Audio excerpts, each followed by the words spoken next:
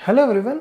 IKEA जो कि world की लार्जेस्ट फर्नीचर ब्रांड है, इसके साथ ही आइकिया जो है हर साल $50 बिलियन से ज़्यादा का जो सामान है वो दुनिया भर में बेचती है। सिर्फ इतना ही नहीं, आइकिया को जो है king of buy the stuff you never plan to buy भी कहा जाता है। अब ये ऐसा इसलिए हो पाता है क्योंकि आइकिया जो है यहाँ पे अपने स्टोर्स को डिज़ाइन करने में बहुत ज़्यादा मेहनत करता है। इसके साथ ही कई सारे साइकोलॉजिकल ट्रिक्स को भी अप्लाई करता है, जिसके चलते उन स्टोर्स को ऐसे डिज़ाइन किया जाता है कि लोग जो है ज़्यादा से ज़्यादा वक्त उनके स्टोर में बिता सके, इसके साथ ही ज़्यादा से ज़्यादा खरीदारी भी कर सके। तो आज के इस वीडियो में हम लोग ऐसे ही 12 तरीके या फिर 12 साइकोलॉजिकल हैक्स के बारे में बात करेंगे जो कि आइकिया यूज़ करता है ताकि लोग जो है ज़्यादा से ज़्यादा उनके स्टोर पर टाइम बिता सके और ज़्यादा से ज़्यादा सामान भी खरीद सके। आइकिया का जो पहला साइकोलॉजिकल हैक है वो उसके बिजनेस मॉडल में ही देखने को मिल जाता है। मतलब ये कि आइकिया जिस भी फर्नीचर को सेल करता है वो प्री असेंबल्ड नहीं आता, वो आपको पीसेस में मिलता है और उसको जो है आपको सेल्फ असेंबली करनी पड़ती है। मतलब उसको असेंबल करने के लिए आपको यहाँ पे थोड़ा सा एफर्ट करना पड़ता है और इसी चीज़ को द आइकिया इफेक्ट भी कहा जाता है। आइकिया के द्वारा ऐसा इसलिए किया जाता है क्योंकि 2011 के हार्वर्ड के स्टडी में ऐसा पाया गया है कि इंसान जो है वो सेल्फ असेंबल्ड गुड्स को एक हायर वैल्यू असाइन करता है अगर उसको प्री असेंबल्ड गुड के साथ कंपेयर किया जाए तो, जिसके वजह से लोग जो है सेल्फ असेंबल्ड गुड्स के लिए 63% तक ज़्यादा पे करने के लिए भी रेडी है। मतलब ये कि इंसान ज़्यादा पे भी करेगा और उसको असेंबल भी खुद ही करना पड़ेगा। जो दूसरा रीज़न या फिर साइकोलॉजिकल हैक है जिसको आइकिया अपनाता है वो है उनका स्टोर लोकेशन। आइकिया के दुनिया भर में 440 से ज़्यादा लोकेशंस में उनके स्टोर मौजूद है और मोस्ट ऑफ द केसेस में आइकिया की जो स्टोर्स है या तो आपके बड़े शहरों के बाहर या फिर सब अर्बन एरियाज़ में देखने को मिलेंगे। इसका मतलब ये कि आइकिया स्टोर्स में पहुंचना जो है वो एक एफर्ट का काम है जिसमें आपको टाइम और मेहनत दोनों ही लगती है। ऐसा जो है आइकिया के द्वारा पर्पसफुली किया जाता है क्योंकि जब कोई शॉपर एक लंबा ट्रैक करने के बाद आइकिया के स्टोर में पहुंचता है तो वो इस चीज़ को लेकर मोटिवेटेड होता है कि चलो इतनी दूर आए हैं तो कुछ ना कुछ खरीद कर ही जाएंगे ताकि उनका जो ट्रिप है वो यहाँ पे वेस्ट ना हो जाए। जो तीसरा रीज़न यहाँ पे है वो है आइकिया के द्वारा डिज़ाइन किया गया इंटेलिजेंट स्टोर फ्लो। होता ये है कि कोई पर्सन मानिए काफ़ी दूर से आइकिया के स्टोर पे आया बहुत मेहनत करके, तो क्या वो एकदम इजीली जो भी उसको सामान लेना है उस तक पहुंच जाएगा? जी नहीं, जो एफर्ट होता है वो यहाँ से कंटिन्यू रहता है। मतलब ये कि सबसे पहले उस पर्सन को जो है आइकिया के शोरूम से गुजरना पड़ेगा जिसमें 50+ इंस्पिरेशनल सेटिंग्स देखने को मिलती है। अब जब पर्सन उन शोरूम से गुजरता है तो अप्रॉक्सीमेटली 1 किलोमीटर से ज़्यादा का जो है सफ़र हो तय करता है और उसको जो है देखते देखते ही उसको पता भी नहीं चलता कि वो इतना सफ़र तय कर चुका है। जिसके बाद जब फाइनली वो मार्केट हॉल में पहुंचता है, वो जब किसी फर्नीचर को देखता है या किसी पीस को देखता है उसको लेने के लिए मजबूर हो जाता है क्योंकि आपने वो जो डिस्टेंस ट्रैवल किया है, उस पर्सन ने जो ट्रैवल किया है उसको कॉम्पनसेट करने के लिए किसी चीज़ को बाई करना जो है वो रिवॉर्ड के तौर पे सबकॉन्शियसली आपका माइंड यहाँ पे सिग्नल करता है। जो चौथा रीज़न है वो है आइकिया का मेज लाइक डिज़ाइन। मतलब आइकिया के स्टोर्स को एक पजल के तौर पे डिज़ाइन किया जाता है। आइकिया एज अ मेज एक पॉपुलर मीम भी है, लेकिन ये बात सच है। आइकिया के स्टोर में आपको ऑल्दो कई सारे एग्जिट्स और शॉर्टकट देखने को मिल जाएंगे, लेकिन जो उनका स्टोर होता है उसको डिज़ाइन इस तरीके से किया जाता है कि जो शॉपर है वो ज़्यादा से ज़्यादा सामान को देख सके जो भी उनके शोरूम जो है वो ऑफ़र कर रहे हैं। ऐसा आइकिया के द्वारा इसलिए किया जाता है ताकि जो एफर्ट है वो कंटिन्यू रहे। मतलब अगर आपको एक पॉइंट से दूसरे पॉइंट पे जाना है तो आप जो है एक मेज़ को या फिर पज़ल को सॉल्व करते हुए जा रहे हैं, ऐसा आपको फील हो, जिसके चलते जो परसेप्शन ऑफ वैल्यू है वो यहाँ पे बढ़ती है। जो पांचवा रीज़न या फिर साइकोलॉजिकल हैक है जिसको आइकिया यूज़ करता है वो है गाइडिंग एरोज। तो अब क्योंकि आइकिया का स्टोर एक मेज़ के तौर पे है, पज़ल के तौर पे, तो ऑब्वियस सी बात है उसको कॉम्प्लीमेंट करने के लिए यहाँ पे फ्लोर एरोज लगाए जाते हैं या फिर फ्लोर में एरोज देखने को मिलेंगे या फिर आपको गाइडिंग एरोज के सिंबल मिल जाएंगे, जिसके चलते वो जो है शॉपर्स को गाइड करता है कि भाई वो कैसे एक प्लेस से दूसरे प्लेस पे पहुंच सके। ये एक और हैक है जिसको आइकिया यहाँ पे बखूबी अपनाता है और इसके वजह से आप जो है अपने डिसीजन मेकिंग जो पावर है वो एक्चुअल में आइकिया के हाथ में सौंप देते हैं। मतलब ये कि आइकिया जिधर चाहता है आपको लेके जा सकता है। वीडियो में आगे बढ़ने से पहले दोस्तों, अगर आपको ये वीडियो पसंद आ रही है तो प्लीज़ इस वीडियो को लाइक कीजिएगा।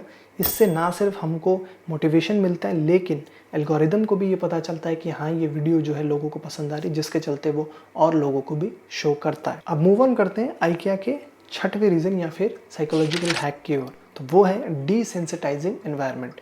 मतलब ये, आप फर्ज करिए कि आप किसी एक रूम में हैं और वो रूम जो है चारों तरफ से बंद है, तो क्या आपको ये पता चलेगा कि बाहर सुबह हो रही है या फिर शाम हो रही है? सेम चीज़ जो है वो IKEA भी अपनाता है। IKEA के जो शोरूम्स और मार्केट हॉल्स होते हैं उसमें आपको कभी भी विंडोज़ देखने को नहीं मिलेंगे, जिसके चलते जो शॉपर्स है वो टाइम और स्पेस की जो सेंस है उसको लूज़ कर बैठते हैं, और इसके चलते वो जो शॉपिंग का टास्क है उसमें अच्छे तरीके से फोकस रहते हैं, इंस्टेड ऑफ ये देखते हुए कि भाई बाहर क्या टाइम हो रहा है या फिर रात हो रही है, दिन हो रही है। और ये एक और हैक है जिसको IKEA अपने सेल्स को बढ़ाने के लिए या फिर कस्टमर्स को ज़्यादा से ज़्यादा टाइम अपने स्टोर में स्पेंड करवाने के लिए यूज़ करता है। जो सातवां रीज़न या फिर हैक कह सकते हैं वो है लाइसेंस टू इम्पल्स बाय।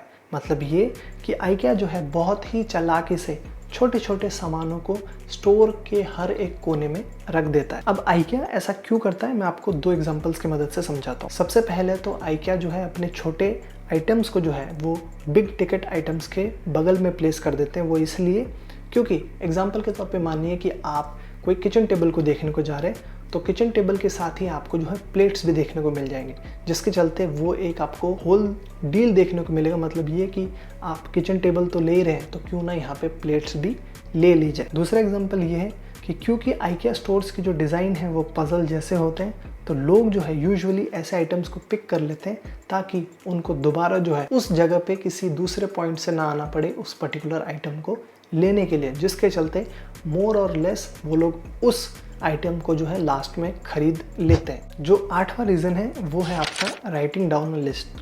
तो जब भी कोई पर्सन IKEA के स्टोर में जाता है तो सबसे पहले उसको एक पेपर और पेंसिल पकड़ा दिया जाता है।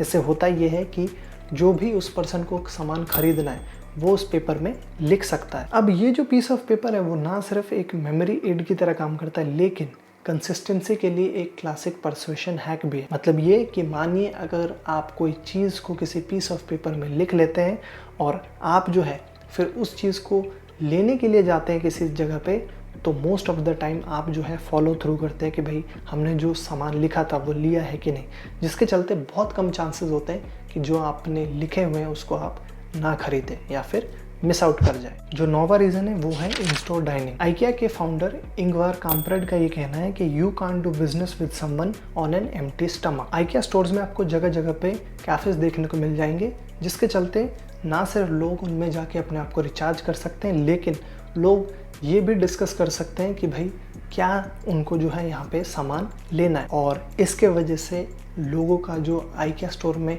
बिताया हुआ टाइम है वो भी बढ़ता है। और आप मानेंगे कि IKEA जो है हर साल 1 बिलियन से ज़्यादा मीट बॉल्स को भी सेल करता है। जो 10वां रीज़न या फिर हैक कह सकते हैं वो ये है कि IKEA स्टोर्स में आपको जगह जगह पे मिरर्स लगे हुए देखने को मिल जाएंगे। मिरर्स इसलिए लगाए जाते हैं क्योंकि ये बात तो किसी से छुपी नहीं है कि हम लोग जो है थोड़े से नार्सिसिस्टिक तो ज़रूर होते हैं, और अपने आप को शीशे में देखना किसको पसंद नहीं होता।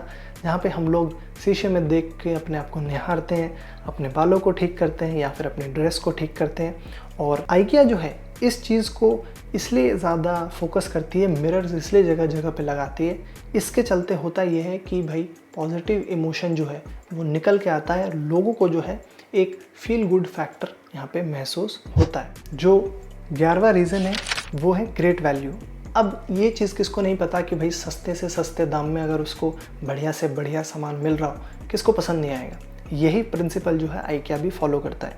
IKEA जो है वो एक डेमोक्रेटिक डिज़ाइन अप्रोच को अपनाता है, जिसके वजह से वो लोग जो है किसी आइटम के प्राइस को सबसे पहले डिसाइड करते हैं, उसके बाद उसको रिवर्स इंजीनियर करते हैं कि कैसे उस प्राइस पॉइंट पे उस आइटम को फिट किया जाए। सिर्फ इतना ही नहीं, IKEA जो है अपने फर्नीचर के लिए सिंपल और क्लीन डिज़ाइंस को अपनाता है, जिसके चलते उनके जो फर्नीचर होते हैं वो हमेशा फ्लैट पैक्ड होते हैं, आप कभी भी अगर देखेंगे, जिसके वजह से उसको पिक करना बहुत ज़्यादा इजी हो जाता है। और सेल्फ असेंबली के वजह से जो कॉस्ट होती है वो यहाँ पे घट जाती है, जिसके चलते IKEA से लिया हुआ सामान जो है लोगों को यहाँ पे सबसे ज़्यादा वैल्यू फॉर मनी लगता है। और जो 12वां रीज़न है वो है पावर ऑफ स्मेल। तो यूजुअली जब कोई पर्सन आइकिया स्टोर में आता है, सारी खरीदी शॉपिंग करने के बाद फाइनली चेकआउट करता है, तो चेकआउट काउंटर के पास आइकिया के फेमस सिनेमन बन्स आपको देखने को मिलते हैं,